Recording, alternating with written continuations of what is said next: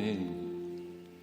많은 사람들에게 사랑받는 한 지혜로운 대장장이가 있었습니다. 그에게 사람들이 물었습니다. 당신은 금을 연단하며 순금이 되었다라고 하는 것을 언제 확인하고 어떻게 확인하십니까? 라고 물었습니다. 그때 이 지혜로운 대장장이가 말합니다. 이 재련된 금에 제 얼굴을 비춰보면 알 수 있습니다. 그 금에 제 모습이 얼마나 뚜렷하게 나오고 정확하게 나오느냐, 그것을 보고 이제 순금이 거의 완성되어졌구나 라고 하는 것을 보게 됩니다. 그리고 그 금에 비춰진 제 얼굴을 보면서 제 이름, 제 얼굴에 정말 최선을 다했는가 라고 하면서 그 정금을 뽑아내는 것입니다 라고 고백했습니다. 우리에게도 연단함이 있습니다. 욥은 그가 나를 단련한 후에 내가 순금같이 되어 나오리라 라고 고백하면서 하나님께서 자신을 연단하시는 가운데 이제 더 하나님께서 보시기에 의로운 자로 서게 되었다라고 고백하게 된 것이죠. 그것은 무엇입니까? 내가 하나님의 형상, 내가 하나님의 뜻에 합당한 자의 삶으로 더욱더 나아가고 있습니다 라고 고백하고 있는 것입니다. 지난주에 우리가 말씀을 통해서 내가 사는 도시에 평안을 구하라 라고 하는 제목으로 우리가 말씀을 묵상했습니다. 에레미야 29장 7절 말씀인데요, 너희는 내가 사로잡혀 가게 한 그 성읍에 평안을 구하고 그를 위하여 여호와께 기도하라. 이는 그 성읍이 평안함으로 너희도 평안할 것임이니라 라고 고백하면서 그 땅에 평안을 구했죠. 그런데 이스라엘에 향하여서 너희가 그 땅에 머물고 평안을 구하라 라고 하셨던 그 땅이 어떤 땅입니까? 바로 죄악으로 관영한 이방 민족들, 그것도 바벨론에 자신들이 포로되어 왔고 그곳에서 속히 예루살렘으로 돌아갈 줄 알았지만 하나님께서는 그 땅에 머물면서 그 땅을 축복하고 평안을 구하라 라고 말씀합니다. 여기서 평안의 샬롬은 마음의 평안뿐만 아니라 번영이며 축복입니다. 더욱이 하나님께서 부어주시는 축복, 넘치는 복인 것이죠. 어떻게 죄인된 그들이, 죄악에 관영한 그 도시가 하나님의 평안, 하나님의 축복을 누릴 수 있는가라고 생각하는 가운데 의문을 가졌고 불편하였던 것이죠. 우리는 어떻습니까? 지난주에 교회를 뿐만 아니라 이 도시를, 또 내가 미워하는 그 사람들을 위해서라도 내가 그들의 평안을 위해서 기도할 수 있는 자로 내가 서 있는가 자신을 돌아볼 때 내 자신이 하나님께서 보시기에 정말 합당하고 하나님의 형상이 내 안에 있는가라고 하는 것을 돌아봅니다. 우리는 이 땅에 복이 되는 자로 세워졌습니다. 하나님께서 우리를 그렇게 부르셨습니다. 아담을 통하여서 온 땅을 축복하는 자로 세우셨고 아브라함을 복 주시면서 그로 하여금 복의 통로되게 하셨으며 예수님도 제자들을 파송하실 때에 온 땅에 복음, 하나님의 축복이 전해지길 구하면서 파송하셨던 것이죠. 그들을 부르신 그 부름, 바로 우리를 향한 부름인 것입니다. 아브라함을 부르실 때에 창세기 12장 2절에서 3절 말씀, 내가 너로 큰 민족을 이루고 내게 복을 주어 내 이름을 창대하게 하리니 너는 복이 될지라. 너를 축복하는 자에게는 내가 복을 내리고 너를 저주하는 자에게는 내가 저주하리니 땅의 모든 족속이 너로 말미암아 복을 얻을 것이라 하신지라. 아멘. 하나님께서 우리를 복 주십니다. 복 주신 이유는 복의 통로 되게 하신 것이죠. 하나님이 우리를 얼마나 사랑하시는지 우리는 그것을 알아야 하고, 또 우리를 통해서 세상을 축복하기를 원하시는 아버지의 마음을 더 깊이 알 수 있기를 축원합니다. 우리에게 주신 성경은 그 내용의 주된 내용이 무엇이겠습니까? 우리에게 복을 주시는 것이요, 영원한 생명과 그 축복을 온 땅 가운데 흘려보내는 그 사랑의 통로 되게 하신 것이죠.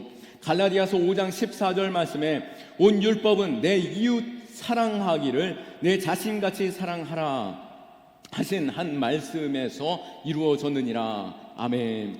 하나님께서 우리에게 주신 율법, 이 하나님의 말씀은 하나님이 나를 사랑하신 것처럼 내가 나를 더 사랑하고 또 나를 사랑하는 것처럼 내 이웃을 사랑하는 것, 그것이 우리에게 하나님의 말씀을 통해서 끊임없이 주시는 약속이고 또 우리에게 바라시는 사명인 것입니다. 예수님도 내 이웃을 내 몸과 같이 사랑하라라고 말씀하십니다. 하나님이 나를 사랑하심을 아십니까? 내가 잘나서, 내가 부자라서, 내가 도덕적이고 선해서 하나님이 나를 사랑하십니까? 아니요. 하나님은 내가 죄인이었음에도 불구하고 여전히 죄의 자리에서 허덕이고 또 넘어지고 있는 그럼에도 불구하고 나를 사랑하시는 분이십니다. 나를 나보다 더 잘 아시는 가운데 나를 사랑하실 때에 하나님이 세상을 이처럼 요한복음 3장 16절 말씀에 하나님이 세상을 이처럼 사랑하사 독생자를 주셨으니 이는 그를 믿는 자마다 멸망하지 않고 영생을 얻게 하려 하심이라. 나를 사랑하실 때 내 세상이라고 말씀하실 때 이 세상이 바로 우리인 것이죠. 의로워서 하나님의 뜻에 합당한 삶을 살아서 사랑한 것이 아니라 우리가 죄인된 죄악된 도시이며 죄악된 사람임에도 불구하고 나로서는 어쩔 수 없고 정말 어쩔 수 없구나, 하나님께서 친히 자신을 희생하시고 자신의 전부를 내어주시면서까지 우리를 구원하시고자 그렇게 사랑하시면서 우리에게 그 사랑을 나타내 보이신 것이죠.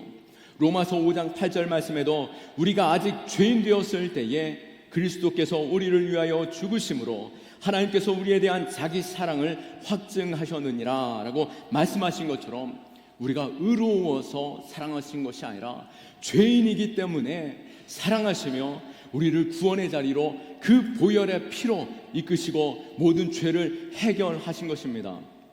오늘 우리는 우리 스스로 의롭다함을 얻을 수 없지만 주님께서 은혜로, 하나님의 그 은혜로 의롭다 하심을 얻었다라고 한다면 또 우리는 그 사랑을 증거하는 자로 서야 할 것입니다. 그러나 나 스스로는 의로운 자처럼 살아가고 있지만 혹 다른 이들에 대해서 여전히 판단하고 멸시하고 조롱하는 자리에 서 있지는 않습니까? 오늘 주님께서 9절 말씀에 자기 스스로 의롭다함 있고 오히려 다른 사람을 멸시하는 사람들에게 비유로 말씀하신다라고 하시면서 말씀을 주셨는데요, 두 사람이 기도하러 성전에 올라갔습니다. 하나는 바리새인이요, 하나는 세리입니다. 바리새인은 당시의 유대교에서 가장 영향력 있는 종파였습니다. 모세의 율법을 철저하게 지키는 사람들이었습니다. 반면에 그런 면에서 종교적으로도 도덕적으로도 많은 사람들에게 존경과 사랑을 받는 무리였던 것이죠. 그러기에 그들을 보면서 우리도 닮고 싶다, 우리도 저렇게 살아야 되는데 그런 이들이 바로 바리새인들이었습니다. 하지만 예수님께서는 그들 안에 있는 위선과 또 자기 의를 책망하셨습니다. 반면에 오늘 세리는 어떤 사람입니까? 당시의 유대 사회에서 매우 부정적인 인물들입니다. 로마 제국에서 세금을 로마 제국에 세금을 징수하는 사람들로서 유대인들에게 로마 세금을 끌어내고 또 무엇보다도 자신들의 이익을 위해서 과도한 세금을 부과하는 부정직한 사람들로 사람들은 여겼습니다. 그렇기에 사회적으로 종교적으로 배척을 당하고 죄인 취급당하는 사람들이었던 것이죠. 이 두 사람이 성전에 올라가 기도를 합니다. 누가 봐도 바리새인은 의롭고 세리는 죄인입니다. 누가 봐도 저 사람은 착하고 의로우며 저 사람은 정말 교회 올 만한 사람인가? 라고 하는 판단이 있을 수 있는 사람들인 것이죠. 그들을 바라보면서 예수님께서 뭐라고 말씀하십니까? 우리가 생각할 때 바리새인이 의인이요 세리는 죄인이다 라고 판단하지만 주님께서는 이렇게 말씀하십니다. 14절 말씀에 내가 너희에게 이르노니 이에 저 바리새인이 아니고 이 사람 즉 세리가 의롭다 하심을 받았고 그의 집에 내려갔느니라 라고 말씀하시면서 하나님의 의롭다 하심을 받은 자, 그렇기에 하나님의 그 의롭다 하심으로 말미암아 자유하고 기쁨으로 자신의 집으로 돌아갈 수 있었던 사람은 바로 세리였다라고 말씀하고 있는 것입니다. 어떻게 바리새인이 아닌 세리가 의롭다함을 받을 수 있었습니까? 바리새인이 알고 보니까 그가 뒤로 부패하고 또 탐욕과 부정직함이 있었기 때문이었을까요? 그것을 예수님이 알았기 때문이었을까요? 아니면 세리는 알고 보니까 그 사람이 참 정직하고 순전하고 도덕적으로 살고 또 자신의 이익을 취하려고 하기보다도 남들에게 더 선히 베푸는 삶을 살았기 때문에 예수님께서 그 삶을 보면서 그는 의롭다라고 말씀하셨을까요? 아니요, 그렇지 않았습니다. 바리새인이 행위로서 의로웠고 이 세리는 행위로서 죄인이 맞았습니다. 그럼에도 불구하고 주님께서 바리새인은 죄인처럼 또 세리는 의롭다함을 얻었다라고 말씀하신 그 이유가 무엇입니까? 14절 하반절 말씀에 계속되는 말씀에 무릇 자기를 높이는 자는 낮아지고 자기를 낮추는 자는 높아지리라 하시니라. 아멘. 우리의 시선, 우리의 마음이 또 우리의 입술, 우리의 섬김이 세상을 향하여 높아진 교만 중에 있습니까? 아니면 낮아진 중에 나 같은 사람이 어떻게 저 사람들 앞에 설 수 있을까라고 하는 그 마음 중에 있습니까? 무엇보다도 하나님 앞에서 우리는 어떤 사람입니까? 오늘 이 바리새인들은 자신을 스스로 높이며 마치 하나님 없이도 나는 거룩하게 살 것처럼 그렇게 말하고 그렇게 기도하고 있습니다. 11절 말씀에 바리새인은 성전에서 하나님 앞에 매우 당당하게 서서 절대 자신은 죄인이 아닌 것이죠. 그리고 성전을 찾은 다른 사람들과 나는 전혀 다른 사람이다. 마치 그런 것처럼 따로 구별된 자리에서 나는 여기 있다. 나는 구별된 사람이다. 나는 너희들과 달라라고 하는 그 자리에서 기도하고 있습니까? 또 바리새인은 나는 의로운 자로서 다른 사람들과 다르고 무엇보다도 이 세리, 저 죄인된 세리하고는 어떻게 내가 같은 건물 안에 있는 것만으로도 치욕스럽고 더럽구나, 그런 마음으로 하나님 앞에 서 있는 것이죠. 반면에 세리는 어떻습니까? 예, 죄인입니다. 세상에서 죄악된 짓을 다 하다가 결국에는 하나님 앞에 엎드리면서 스스로 자신을 낮추고 있는데요, 사람들 눈에나 띌까봐 저기 멀리 서서, 그리고 부끄러운 죄인이기 때문에 감히 얼굴을 들지도 못하고 눈을 들지도 못하면서 다만 죄책감 때문에 자신의 죄인임을 인정하면서 회개하며 하나님 앞에 가슴을 치며 고백합니다. 오직 하나님만 나의 구원이 되실 수 있고 나는 전혀 소망 없는 사람이지만 하나님께만 소망을 두고 이 자리에 섰습니다. 나는 죄인입니다. 나를 불쌍히 여겨주소서라고 고백하고 있는 그 고백, 그 삶의 현장과 주님 앞으로 나오는 그 마음의 변화를 바로 주님께서 보셨고 스스로 높아진 자는 낮아지게 되었고 이 스스로 겸손히 낮아진 자를 향하여서 그가 의롭다라고 말씀하고 있는 것입니다. 우리는 오늘 주님 앞에 섰습니다. 우리는 어떤 마음으로 주님 앞에 섰습니까? 주님 아시죠? 저 일주일 동안 열심히 살았고 또 오늘 이 성경책 들고 왔고, 남들 요즘 성경책도 안 들고 오는데 난 성경책 이 무거운 거 들고 왔습니다. 그리고 나 정말 기도할 때 하나님, 나 저 약한 사람들을 위해서도 기도하고 있습니다. 또 이 교회 잘 되기 위해서 기도하고 있습니다 라고 말하면서 자기 자신, 하나님 앞에서 자신은 돌아보지 않고 자신의 마음의 상태는 하나님께 묻지 않으며 스스로 높아진 채로 기도하고 있진 않습니까? 오늘 세리의 기도, 그는 겸손히 낮아지고 또 겸손히 하나님 앞에 엎드리며 하나님의 은혜 없이는, 주님의 그 사랑 없이는, 하나님께서 붙들어 주시지 않냐면 나는 결코 설 수 없습니다 라고 고백하는 중에 하나님 앞에 나와 있습니다. 오늘 본문의 이 말씀과 같이 세리와 죄인들이 예수님께 나오고 바리새인과 성경 말씀을 연구하던 서기관들이 예수님을 배척하며 수군거리는 일들이 있었습니다. 누가복음 15장 앞에를 보시면은 15장 1절에서 2절 말씀에 보면 모든 세리와 죄인들이 말씀을 들으러 가까이 나오니 바리새인과 서기관들이 수군거려 이르되 이 사람이 죄인을 영접하고 음식을 같이 먹는다 하더라. 예수님께서 죄인들을 초청하고 그들과 함께 음식을 나눌 때에 바리새인과 성경을 연구하던 서기관들이 바로 조롱하며 수군거리고 있는 것이죠. 이때 예수님께서 그들을 향하여 비유로 말씀합니다. 15장 11절부터 32절 말씀에 보면 다른 비유도 있겠지만 두 형제와 아버지의 비유가 있습니다. 한 아버지에게 두 아들이 있는데요, 둘째 아들이 문제였던 것 같습니다. 어느 날 갑자기 아버지한테 와서 자신에게 자신의 유산을 미리 달라고 요청합니다.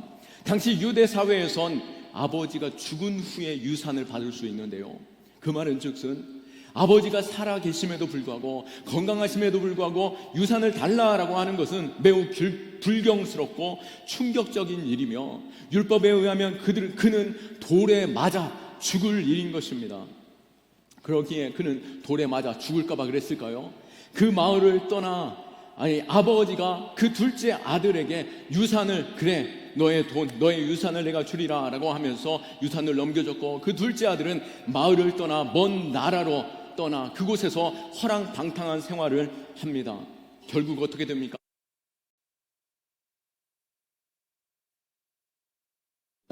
결국 부정한 자로 취급받던 돼지 키우는 자, 그 자리에서 겨우 일자리를 가져서 자신의 그 굶주림 때문에 돼지들이나 먹는 쥐엄 열매를 주워서 퍼먹고 있었던 것이죠. 그러면서 그 마음이 돌아서기 시작합니다.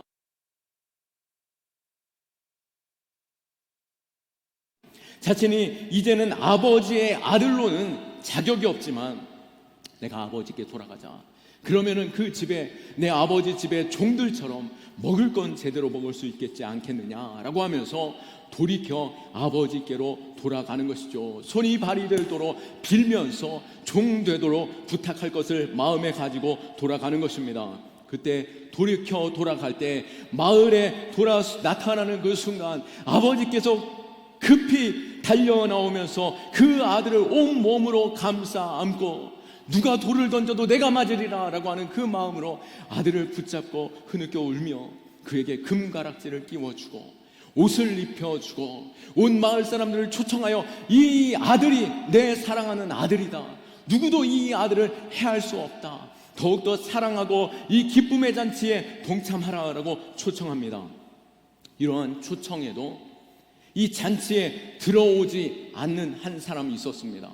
바로 큰 아들이었는데요, 둘째 아들이 탕자였다라면 이제 집으로 돌아왔는데 이제 마치 큰 아들이 탕자된 것 같습니다. 집에 들어오지 아니하고 잔치집에 들어오지 않음으로 인하여서 이 아버지가 큰 아들에게 나아가 보니 큰 아들이 아버지에게 분노하기 시작합니다. 집 밖에서 아버지에게 불만을 표시하는데, 항상 내가 아버지께 충성을 다했는데 왜 아버지는 저에게 한 번도 잔치를 베풀어 주지 않았습니까? 라고 불평한 것이죠. 이에 아버지는 큰아들에게 이렇게 말합니다. 너는 나와 항상 함께 있었으니 내 것이 다 네 것 아니냐. 하지만 동생은 죽었다 살아났으니까 그래도 우리가 함께 기뻐하고 즐거워하면서 잔치하는 것이 마땅하지 않겠냐라고 말합니다. 그 큰 아들은 아버지의 마음을 알지 못했습니다. 아버지 옆에서 지켜오고 아버지의 재산을 함께 돌아보며 힘써 있었지만 그가 이 선한 행위를 해왔던 동기는 자기 의를 드러내기 위함이었고, 아버지에게 나 이만큼 했으니 이만큼 줘야 하지 않겠습니까? 라고 하는 보상에 대한 마음이 그 안에 있었지 않았나 우리는 생각해 봅니다. 이러한 형의 모습이 바리새인의 모습인 것이죠. 종교적으로 자신의 의, 신앙적으로 내가 옳고 선한 일을 행하였다라고 하는 그 동기가 그들 안에 있음으로 인하여 하나님의 은혜는 내가 어떻게 하느냐에 따라서 주어진다라고 생각하는 것이죠. 이것이 그들의 종교였습니다. 우리는 종교인입니까? 신앙인입니까? 혹 종교인으로 살아가고 있지는 않습니까? 바리새인들은 이 종교인으로 살아가고 있는 것이죠. 내가 이렇게 행할 때에 이러한 결과가 나타날 것이다 라고 하는 신 앞에서의 그 종교 행위를 행하고 있을 때에 우리는 참 종교인이 아니라 참 신앙인 되어야 할 것입니다. 우리는 예수 그리스도 하나님의 그 사랑으로 말미암아 죄인 된 자가 구원함을 입어 그 은혜로 우리는 의롭다 하심을 얻었습니다. 우리가 하나님의 그 사랑과 은혜로 의롭다함을 얻었다라고 한다면 우리는 내 스스로는 구원함을 받을 수 없는 자요, 내 스스로 무엇인가 할 수 있는 것처럼 살아가는 것은 종교인이며 신앙인은 어떤 자입니까? 나는 하나님의 은혜 없이는 살 수 없습니다. 하나님의 도우심 없이는 결코 설 수 없는 자입니다. 하나님께서 나를 사랑하시고 내게 복 주시지 아니하시면 나는 결코 복 있는 자 될 수 없고 이 세상을 사랑할 수 없는 자인 것입니다. 영접하는 자, 그 이름을 믿는 자에게 하나님의 자녀가 되는 권세를 주셨다라고 말씀한 것처럼 우리는 날마다 주님 앞에서 내가 어떤 자인가, 하나님 앞에서 내가 어떤 자인가, 그것을 우리가 묵상할 때 비로소 우리는 참된 신앙인 될 수 있는 것이죠. 우리의 마음에 하나님 앞에서 겸손함과 두려움이 있습니까? 철로역정의 작가 존 버녀는 이렇게 말합니다. 두려움을 느껴본 적 없는 사람은 은혜를 모른다. 지옥에 대한 두려움이 있는 곳에 언제나 은혜가 있다라고 말할 수는 없겠지만 하나님에 대한 두려움이 없는 곳에서 분명 은혜도 없다. 나는 자신의 죄를 슬퍼한 적이 없는 사람의 신앙 고백을 그다지 믿지 않는다. 하나님을 두려워하는 것이 지혜의 시작이며 은혜의 시작이다. 이런 시작이 없는 사람에게 어떻게 중간이나 끝이 있겠는가? 하나님께서 우리에게 기대하고 바라시는 그 축복, 또 온 땅 가운데 복의 통로되는 그 일에 있어서 우리는 스스로 할 수 없습니다. 하나님의 은혜를 구하는 자 되어야 하는 것이죠. 우리는 종교인으로 이 자리에 있습니까? 하나님 앞에 은혜를 간절히 구하는 신앙인으로 있습니까? 하나님 앞에 의롭다 하심을 얻는 것, 나는 죄인입니다를 고백할 때 비로소 하나님의 의롭다 하심을 얻고 참된 은혜와 사랑 가운데 누리고 또 증거하는 자의 삶이 될 줄로 믿습니다. 오늘 이 믿음 가지고 굳건히 서는 저와 여러분 될 수 있기를 예수 그리스도의 이름으로 축원합니다.